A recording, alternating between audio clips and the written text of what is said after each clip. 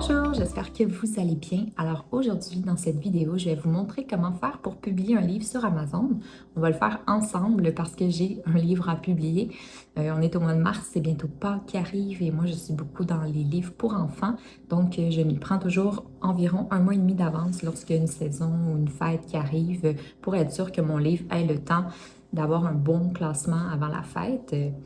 Des fois, les gens pensent qu'il faut publier 2 semaines avant la fête ou l'événement, mais non, ça ne fonctionne pas. Il faut souvent publier, on recommande un 60 jours avant. Moi, je suis plutôt dans du un mois et demi, mais ça va, ça va. J'ai déjà publié un livre de Pâques il y a 2 semaines et je commence tout juste à avoir des ventes. Donc, on va en publier un deuxième, puis je pourrais même vous tenir à jour aussi des résultats que ça a donné pour ce livre. Alors, sans plus attendre, je vais vous partager mon écran pour vous montrer ça. Donc, nous voilà dans Canva. C'est ici que j'ai créé mon livre pour enfants. Et donc, c'est un petit peu mélangeant peut-être pour vous parce que j'ai fait tous mes livres dans le même Canva. Mais bon, moi, je me comprends. Donc, le livre commence à la page 251 et se termine à la page 276. Donc, la première étape, une fois qu'on a terminé notre livre, c'est d'aller le télécharger. Donc, il faut toujours le télécharger en PDF. Sur Canva, si vous êtes pro, il y a aussi Impression PDF que je recommande qui va juste augmenter la qualité de l'impression, les couleurs et tout ça. Et lorsque c'est un livre où il y a un fond perdu, ce qui veut dire que l'image du fond, elle va vraiment jusqu'au bord de la page, il faut alors ajouter un fond perdu, sinon on va avoir des problèmes à la fin de la publication. On va avoir des codes d'erreur qui vont nous dire que notre livre ne peut pas être publié et c'est souvent à cause de ça. Donc, dans Canva, si vous faites vos livres dans Canva, bien, vous pouvez cocher repère de coupe et fond perdu lors du téléchargement pour être certain que le fond perdu soit ajouté. Donc, moi, je l'ai déjà téléchargé dans mon ordinateur. Et pour la page de couverture, je l'ai déjà terminée également.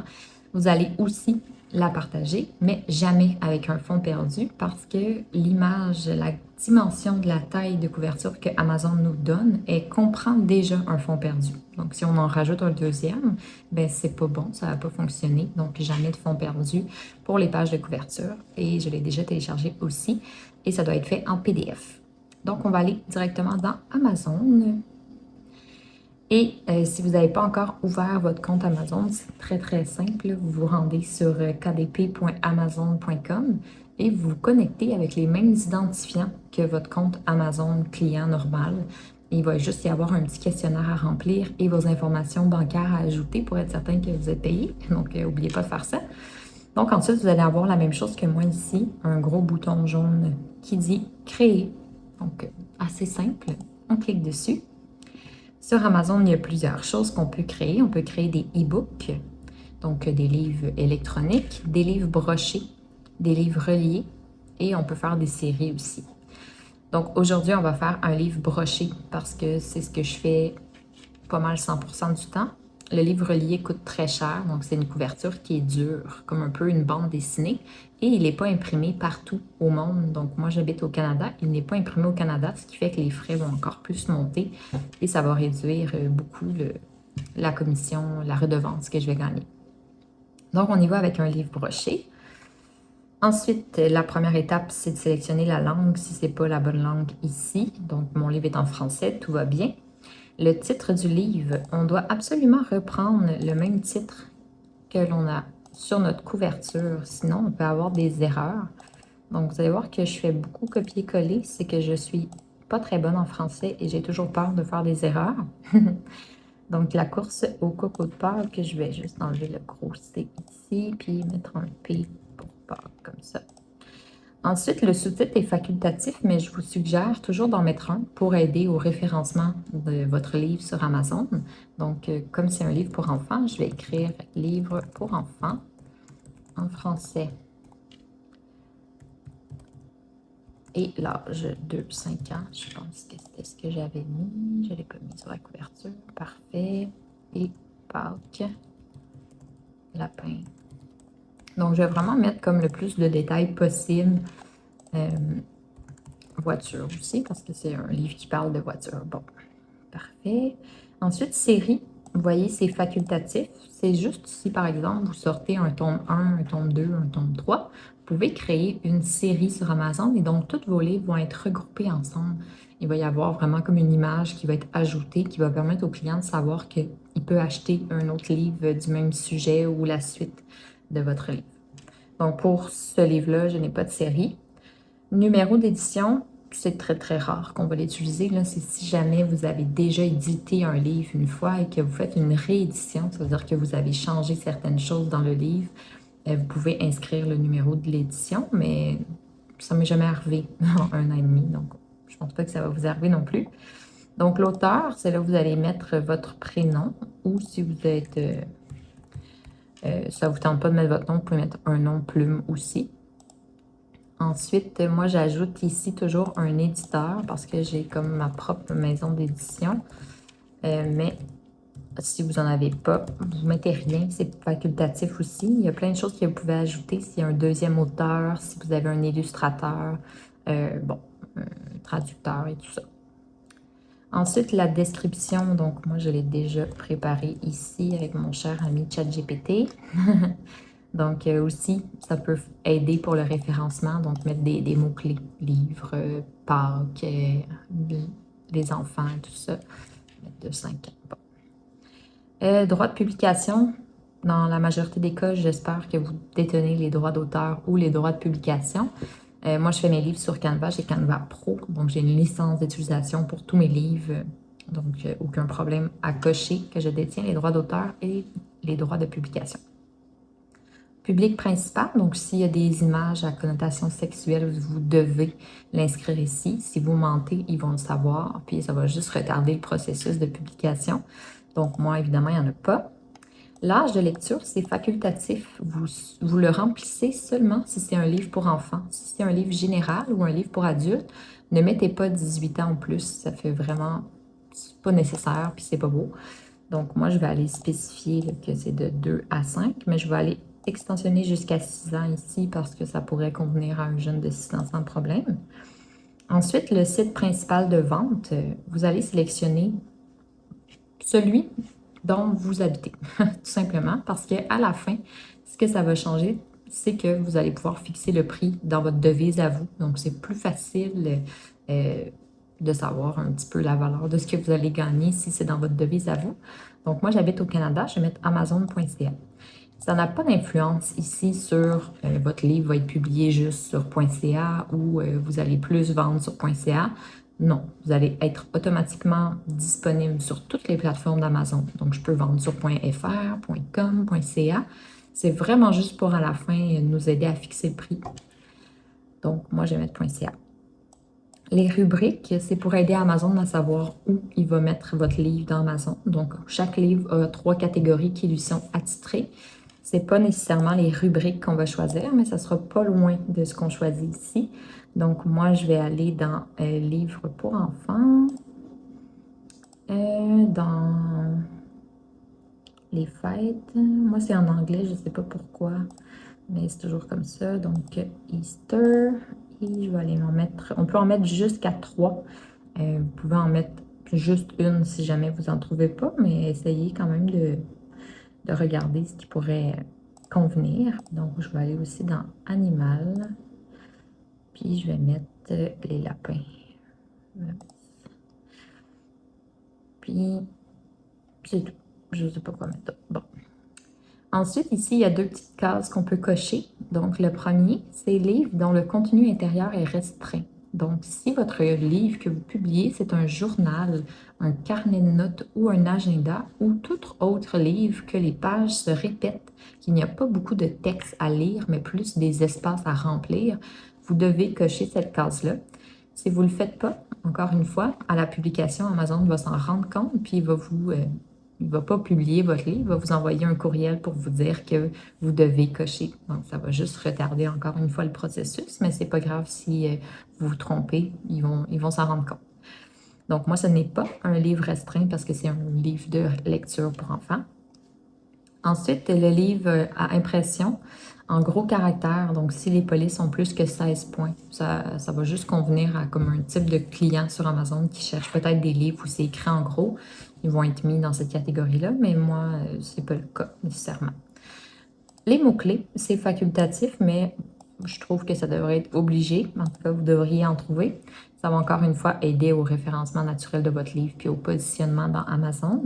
Donc, je vais écrire livre pour enfants, livre enfant Pâques. Mais vous allez voir, ça se répète beaucoup ce que j'écris. Mais je me dis, qu'est-ce qu'un client pourrait écrire dans Amazon et tomber sur mon livre et se dire, c'est exactement ce que je cherchais. Donc, je vais souvent répéter un petit peu les mêmes choses, mais de façon différente. Là. Roman, enfant, Pâques, livre, enfant, lapin, livre, enfant, français, Pâques, livre, enfant, 3, 4 ans. Ensuite, date de publication, on ne touche pas à ça, on garde la même date, à la même... Quand il va être publié, bon, il va être... la date va être écrite, c'est la date de publication. Date de parution, même chose. Donc, du moment où Amazon va approuver votre livre, il va être mis en vente. Vous pouvez programmer la parution de votre livre, mais moi, j'ai juste hâte qu'il soit publié, donc je ne programme jamais une date plus tard. Ensuite, ici, dans la deuxième page, vous avez le ISBN, qui est un code derrière un livre unique qui est attribué à chaque livre dans le monde entier. Donc, on est chanceux parce qu'Amazon nous en donne un gratuitement. Donc, vous cliquez sur « Attribuer un code ». Il se peut que vous avez décidé de l'acheter de votre côté, le code. Moi, personnellement, je ne veux pas des dépenses inutiles, mais si jamais vous voulez l'acheter, le petit plus qu'il va y avoir, c'est que vous n'allez pas être comme un publish. Je ne suis pas très bonne en anglais, là, mais quand on prend le ISBN gratuit d'Amazon, on va être écrit comme indépendant. Alors, si on achète notre propre ISBN, on peut écrire un nom d'édition, tout simplement. Comme moi, je pourrais le faire, puis écrire Magimo, ma maison d'édition. Mais je pense que les clients ne portent pas tant d'attention à ça. Donc, je prends le gratuit d'Amazon. Ensuite, option d'impression, vous allez sélectionner votre livre. Est-ce qu'il est en noir et blanc avec un papier crème, noir et blanc avec un papier blanc, couleur standard. Donc, couleur standard, il faut faire attention, c'est minimum 72 pages, donc on ne peut pas en faire moins. Donc, des fois, c'est bon de le savoir. Et il y a couleur premium, donc l'impression des couleurs va être beaucoup plus belle, mais ça coûte 2 fois plus cher. Mais des fois, on n'a pas le choix. Donc, moi, je prends toujours intérieur premium pour mes livres pour enfants parce que sans ça, la qualité est vraiment pas bonne pour un livre d'enfant. Ensuite, la taille de coupe, on va aller sélectionner la taille de notre livre. Donc, moi, dans mon cas, c'est 8 par 25 par 8 par 25 pouces. Ici, il nous demande est-ce qu'il y a un fond perdu. Donc, si vous vous rappelez ce que je disais tantôt, là, si les images d'arrière-plan vont jusqu'au bord de la page, c'est un fond perdu. Donc, on doit écrire fond perdu ici. Si c'est un roman, comme ça ici par exemple, et que tout reste blanc autour, il n'y a pas de fond perdu à ce moment-là. Ensuite, on a le choix pour la finition de la couverture. Est-ce qu'on veut mat ou brillant? Moi, pour les livres pour enfants, je préfère brillant. Je trouve que c'est beaucoup plus joli. Mais vous pouvez choisir, ça n'a pas d'influence sur le prix non plus. Le manuscrit, donc on va aller télécharger notre PDF. Ici. Donc, des fois, ça prend un petit moment.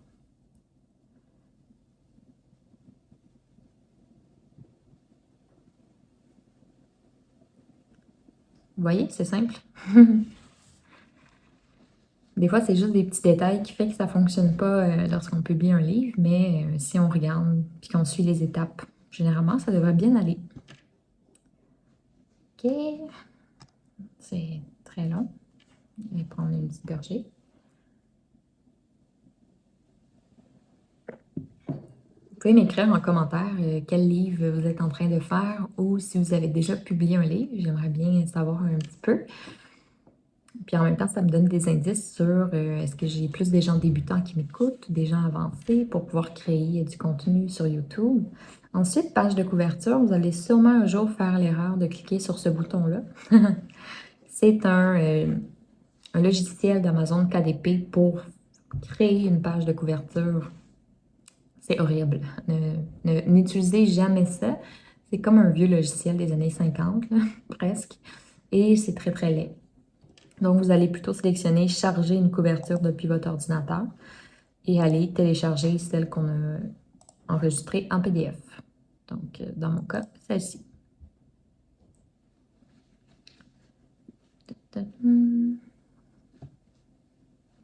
Parfait.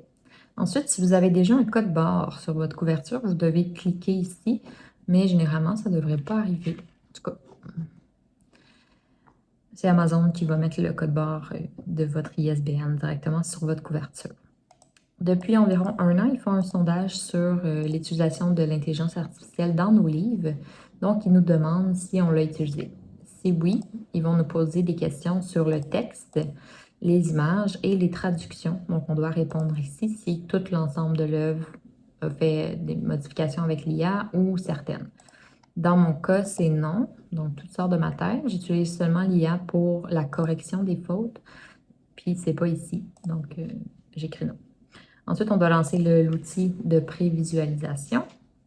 Donc ça, des fois, ça peut prendre un petit 5 minutes avant que ça se lance. Des fois, c'est rapide, ça dépend. On va voir dans ce cas-ci si ça va bien. Parfait. Donc, une fois que tout est beau, que ça indique contrôle de qualité et qu'on a vérifié toutes les pages, que tout est correct, on va cliquer sur Approuver en bas. Et ça va nous ramener à la page. Et maintenant, ça va nous indiquer le prix que ça coûte pour imprimer le livre. Donc, dans mon cas, ça coûte 5,26 pour imprimer ce livre-là. Donc, on va faire enregistrer et continuer. Et on va arriver à la dernière page avant de pouvoir publier notre livre. Donc, ici, territoire, on ne touche pas à ça non plus. On le laisse comme ça. Donc, tous les territoires. Site principal de vente, on ne peut plus le changer. C'est ce qu'on a mis en premier. Donc, moi, j'avais mis .ca. Et ensuite, on va fixer le prix. Donc, c'est .ca dans mon cas qui va apparaître en premier. Si vous êtes en France, puis vous avez mis .fr ici, ça va être .fr. Donc, moi, j'ai fixé le prix en canadien. Donc, je vais mettre 14,99 et ça va me donner 3,73 à chaque fois que mon livre va être vendu. On peut quand même changer le prix des autres plateformes à la main pour embellir un petit peu. Comme en France, moi, ça me donne une conversion de 9,72. Donc, je vais mettre 9,99 pour que ce soit plus joli. Je sais que mon livre va sûrement pas se vendre aux États-Unis parce que c'est en français, mais je vais quand même l'embellir. Puis les autres marchés, je laisse faire. Ensuite, ici, bon, ça peut prendre jusqu'à 72 heures avant que notre livre soit disponible à la vente sur Amazon.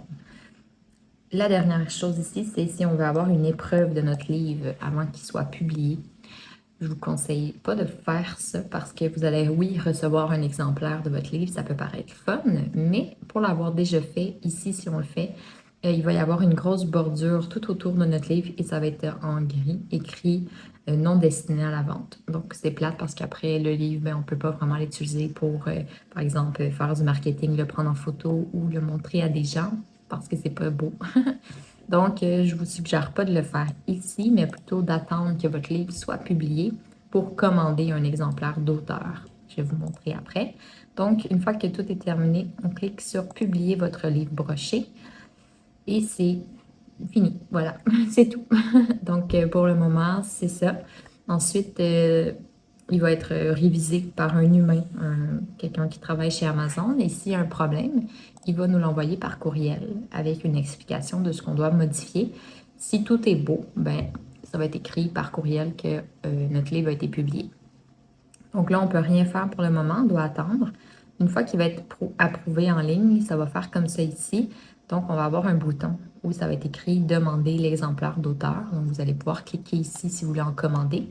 Et vous pouvez même le modifier. Donc, si jamais vous vous rendez compte qu'il y a une faute dans votre livre ou quelque chose, vous pouvez aller remodifier l'intérieur du livre, le prix aussi, des choses comme ça. Mais pour le moment, on doit attendre le courriel de Amazon pour savoir si le livre a été publié ou on doit modifier.